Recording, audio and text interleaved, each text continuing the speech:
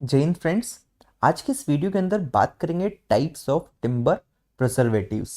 मैंने आपको पिछली वीडियोस के अंदर बताया कि प्रिवेंशन ऑफ टिम्बर क्या होता है, कौन कौन से मेथड्स होते हैं जिससे कि हम टिम्बर को प्रिवेंट करते हैं, that is prevention of timber करते हैं। आज के इस वीडियो के अंदर बात करेंगे अलग अलग जो हमारे प्रिजर्वेटिव्स है उनके बारे में। तो देखो, अगर आपको प्रिवेंशन करना है वाइट एंड से तो आपको अलग प्रिजर्वेटिव की ज़रूरत लगने वाली है।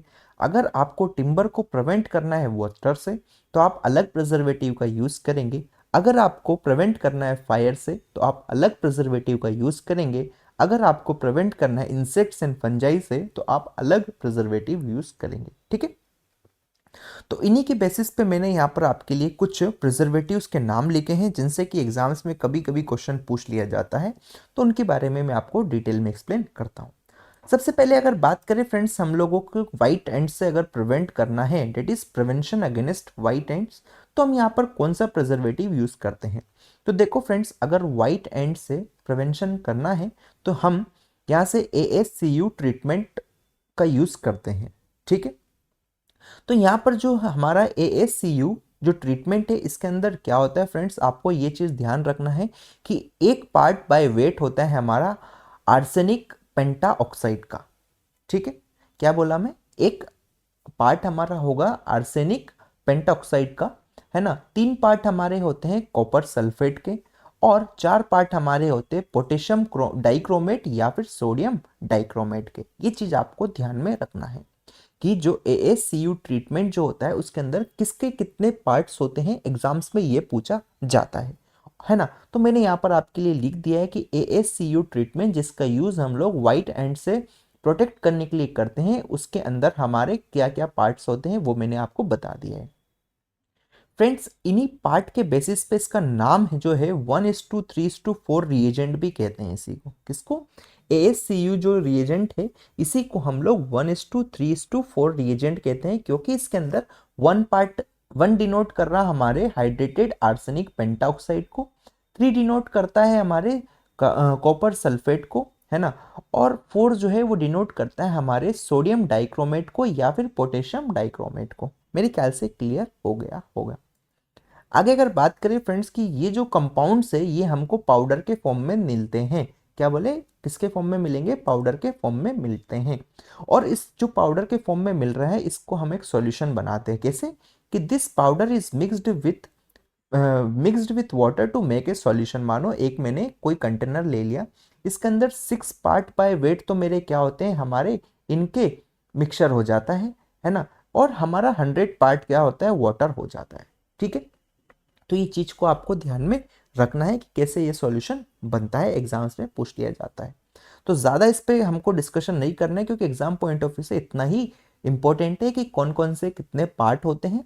दूसरा, इसका कैसे बनता है तो आपको ध्यान रखना है कि जो 6 पार्ट हमारा पाउडर रहता है, 100 पार्ट हमारा वाटर रहेगा।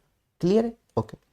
दूसरा अगर बात करेंगे फ्रेंड्स कि वाटर पेनिट्रेशन को रोकने के लिए कौन कौन से प्रिजर्वेटिव का यूज हम लोग कर सकते हैं, तो पहला जो है सबसे सिंपल ऑयल पेंट का यूज कर लो। देखो, ऑयल पेंट कुछ नहीं होता है, नॉर्मल पेंट जो कि मार्केट में मिलता है वही हमारा ऑयल पेंट हो जाएगा। बस उसके अंदर जो व्हीकल है हमारा ऑयल होना चाहिए।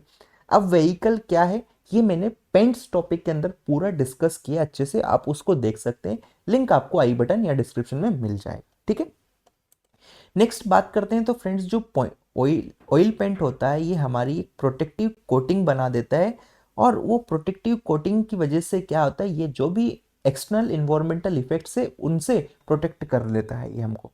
ठीक है, तो ये चीज़ मेरे ख्याल से आपको क्लियर हो गई होगी। आगे अगर बात करें फ्रेंड्स इसी के अंदर, तो हम लोग क्या कोल तार या फिर तारिंग का भी यूज कर सकते हैं। किससे बचने के लिए? वाटर पेनिट्रेशन से बचने के लिए कोल तार को अप्लाई करने की जो प्रोसेस होती है उसको हम लोग तारिंग बोलते हैं। ठीक है, तो यहाँ पर देख सकते हैं आप, heated and applied with a brush to protect against moisture and insect. Clear है? ओके। इसका डिसएडवांटेज क्या है फ्रेंड्स कि यहाँ पर एक गंदी स्मेल आती है और नॉन डेकोरेटिव इफेक्ट आपको देखने को मिलेगा अगर आप कोल तार का यूज कर रहे हैं तो।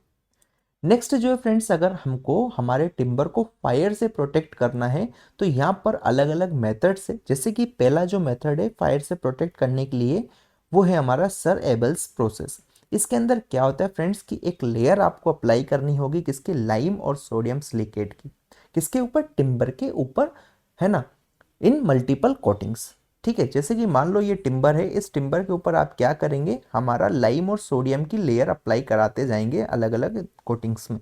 ठीक है, दूसरा जो है फ्रेंड्स कोल तार एप्लीकेशन, जैसे कि मैंने आपको बताया अभी, तो कोल तार का अप्लाई करके भी आप फायर से बचे जा सकते हैं या प्रोटेक्ट कर सकते हैं किसको, टिम्बर को। नेक्स्ट, आप एंटीपायरिन्स का भी यूज कर सकते हैं। अब ये एंटीपायरिन्स क्या होते हैं, जिनके पास हमारा chemical resistance that is fire resistance होता है। ठीक है, ऐसे केमिकल्स जिनके अंदर फायर रेसिस्टेंस प्रॉपर्टी होती है उसका यूज कर सकते हैं, जैसे कि हमारा बोरिक एसिड हो गया, बोरेक्स हो गया, अमोनियम फॉस्फेट हो गया, या फिर जिंक क्लोराइड हो गया। तो मेरे ख्याल से आपको ये चीज़ भी क्लियर हो गई होगी कि हम लोग फायर से टिम्बर को कैसे बचा सकते हैं। इन मेथड्स या इन प्रिजर्वेटिव्स का यूज़ करके हम लोग फायर से बच सकते हैं किसको, हमारे टिम्बर को। ठीक है, नेक्स्ट जो है फ्रेंड्स की जो इंसेक्ट है या जो फंजाई है, इनसे प्रिवेंशन के लिए कौन कौन से हम लोग यूज़ करते हैं। तो यहाँ पर आप देख सकते हैं कि एक बेटल्स प्रोसेस है जिनकी मदद से हम लोग इंसेक्ट और फंजाई से टिम्बर को बचा सकते हैं। अब ध्यान दीजिएगा इसके अंदर क्या होता है, इस प्रोसेस के अंदर एक जो ऑयल होता है ना, क्रीसोट करके ऑयल होता है, उसको टिम्बर के अंदर हम लोग पेनिट्रेट कराते हैं, किसके अंदर, एक क्लोज्ड चेम्बर के अंदर। ठीक है, कैसे करेंगे वो हम बात करते हैं। तो मान लेता हूँ ये कोई मेरा एक चेम्बर था, इस चेम्बर के अंदर मैंने क्या किया, टिम्बर को डाल दिया और ये क्लोज्ड है ना, तो ये क्लोज्ड है, तो यहाँ पर क्या करूंगा मैं, ये जो सॉल्यूशन था मेरा किसका, क्रीसोट ऑयल का, एक क्रीसोट ऑयल के सॉल्यूशन के अंदर ये टिम्बर मैंने डाल दिया। अब मैं क्या करूंगा, इसका टेम्परेचर भी रेस करूंगा और प्रेशर भी इसके अंदर मेंटेन करूंगा inside a solution at A pressure of, यहाँ पर जो प्रेशर रहेगा अंदर वो 0.8 से 1 न्यूटन पर mm स्क्वायर रहता है, और जो टेम्परेचर रहेगा फ्रेंड्स वो यहाँ पर 50 डिग्री सेंटीग्रेड हमको मेंटेन करना है। तो अगर ये कंडीशन आपने मेंटेन कर दी तो जो क्रिसोट ऑयल रहेगा आपके टिम्बर के सरफेस के अंदर पेनिट्रेट करने लगेगा, जिससे कि एक प्रोटेक्टिव लेयर वहां पर बन जाएगी। ठीक है, अब आफ्टर 1 से 2 घंटे के बाद इसको आपको बाहर निकाल लेना है उस चेम्बर से, किसको, टिम्बर को। अब यहाँ से जो आपको टिम्बर जो मिलेगा वो क्या होगा, उसके ऊपर जो लेयर जो बनी है वो प्रोटेक्ट करेगी इसको किससे, इंसेक्टिसाइड से, साथ में जो टिम्बर की लाइफ है उसको भी डबल कर देती है। तो मेरे ख्याल से आपको ये भी क्लियर हो गया होगा कि टिम्बर को हम कैसे प्रोटेक्ट कर सकते हैं और कौन कौन से प्रिजर्वेटिव्स हमारे पास है जिससे कि टिम्बर को प्रोटेक्ट किया जाता है। तो मैंने आपको बताया है फ्रेंड्स कि यहाँ पर टिम्बर को प्रोटेक्ट करने के लिए जो प्रिजर्वेटिव्स है वो हमारे डिपेंड करते हैं कि किस चीज़ से आपको प्रोटेक्ट करना है। अगर वाइट एंड से प्रोटेक्ट करना है तो आपको ASCU यूज़ कर लेना है। वाटर से आपको प्रोटेक्ट करना है तो आपके पास अलग अलग टाइप है, जैसे कि ऑयल पेंट यूज़ कर लो या फिर कोलतार का आप यूज़ कर लो, है ना। फायर के लिए भी अलग अलग मैंने आपको बता दिया है। इंसेक्ट्स और फंजाइस के लिए भी आप जो है बेथल प्रोसेस का यूज कर सकते हैं। तो आई होप यहाँ पर टिम्बर प्रिजर्वेटिव्स जो था मैंने आपको क्लियर कर दिया है। सो अगर वीडियो अच्छी लगी है तो लाइक करें, शेयर करें, नेक्स्ट वीडियो को जरूर देखें। Bye bye.